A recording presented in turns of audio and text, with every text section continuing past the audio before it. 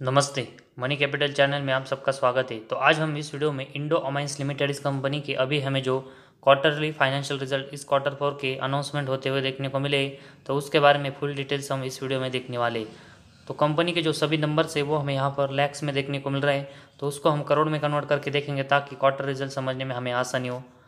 तो सबसे पहले हम कंपनी का टोटल रेवेन्यू के बारे में अगर इंफॉर्मेशन देखेंगे तो इस क्वार्टर 4 में कंपनी का टोटल रेवेन्यू हमें 21,475 लाख मतलब 214 करोड़ का कंपनी का टोटल इनकम हमें इस क्वार्टर 4 में अभी देखने को मिला है, जो कि इसके कंपेरेटिवली अगर हम क्वार्टर 3 में देखेंगे तो उस समय कंपनी का टोटल इनकम रेवेन्यू हमें 21,488 लाख मतलब 214 करोड़ का देखने को मिला था। तो लगभग क्वार्टर 3 और क्वार्टर 4 में अगर हम कंपनी का टोटल रेवेन्यू देखेंगे तो हमें यहाँ पर एक जैसा ही देखने को मिल रहा है। तो इस क्वार्टर 4 में अगर हम कंपनी का टोटल रेवेन्यू देखेंगे तो उसमें हमें कोई ग्रोथ या फिर डाउनफॉल होते हुए देखने को नहीं मिला है, वो हमें क्वार्टर 3 के सेम ही देखने को मिला है। तो इसके बाद पिछले साल के क्वार्टर 4 में देखेंगे तो उस समय कंपनी का टोटल इनकम हमें 15,877 लाख मतलब 158 करोड़ का कंपनी का रेवेन्यू हमें पिछले साल के क्वार्टर 4 में देखने को मिला था, जो कि अभी हमें बढ़कर 214 करोड़ तक जाते हुए देखने को मिला है। तो ईयर और एयरबेस में कंपनी का टोटल इनकम में हमें एक अच्छी ग्रोथ देखने को मिल रही है। तो क्वार्टर 3 और क्वार्टर 4 में कंपनी का जो रेवेन्यू हमें एक जैसा ही देखने को मिल रहा है, तो उसकी वजह से कंपनी का नेट प्रॉफिट और ईपीएस पर कोई इम्पैक्ट पड़ता है कि नहीं, उसके बारे में भी हमें देखना पड़ेगा। तो इसके लिए कंपनी का नेट प्रॉफिट और ईपीएस देखते हैं।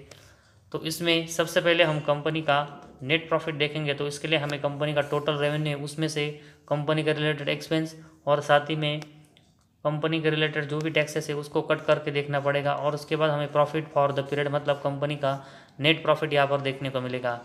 तो कंपनी का नेट प्रॉफिट हम इस क्वार्टर 4 में देखेंगे तो ये हमें 229 लाख मतलब 2.2 करोड़ का नेट प्रॉफिट इस क्वार्टर 4 में देखने को मिला है, जो कि अगर हम इसके कंपेरेटिवली क्वार्टर 3 में देखेंगे तो उस समय कंपनी का नेट प्रॉफिट हमें 968 लाख मतलब 9.6 करोड़ का कंपनी का नेट प्रॉफिट देखने को मिला था।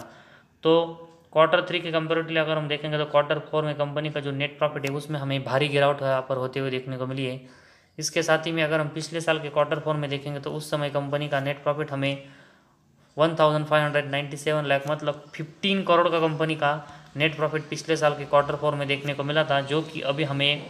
कम होकर 2 करोड़ तक के इस क्वार्टर 4 में होते हुए देखने को मिला है। तो क्वार्टरली बेसिस के साथ ही में अगर हम ईयरली बेसिस भी देखेंगे तो कंपनी का जो नेट प्रॉफिट है इस क्वार्टर 4 में उसमें हमें भारी गिरावट होते हुए देखने को मिली है। तो जिस तरह क्वार्टरली और ईयरली बेसिस हमें कंपनी के नेट प्रॉफिट में इस क्वार्टर 4 में गिरावट होते हुए देखने को मिली है, तो उसी वजह से कंपनी का जो शेयर है उसमें हमें भारी प्रेशर यहाँ पर देखने को मिल सकता है और कंपनी के शेयर में हमें यहाँ से गिरावट होते हुए देखने को मिल सकती है।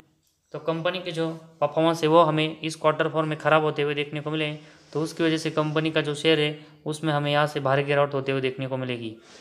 तो कंपनी के ईपीएस के बारे में अगर हम इंफॉर्मेशन देखेंगे तो इस क्वार्टर 4 में हमें ये 0.35 देखने को मिला है, जो कि क्वार्टर 3 में ये 1.35 देखने को मिला था। तो क्वार्टरली बेसिस भी हमें कंपनी की ईपीएस में यहाँ पर गिरावट होते हुए देखने को मिली है। वही पिछले साल के क्वार्टर 4 में कंपनी के ईपीएस हमें 2.37 देखने को मिला था, जो कि अभी हमें 0.35 होते हुए देखने को मिला है। तो ईयरली बेसिस भी कंपनी की ईपीएस में हमें भारी गिरावट होते हुए देखने को मिली।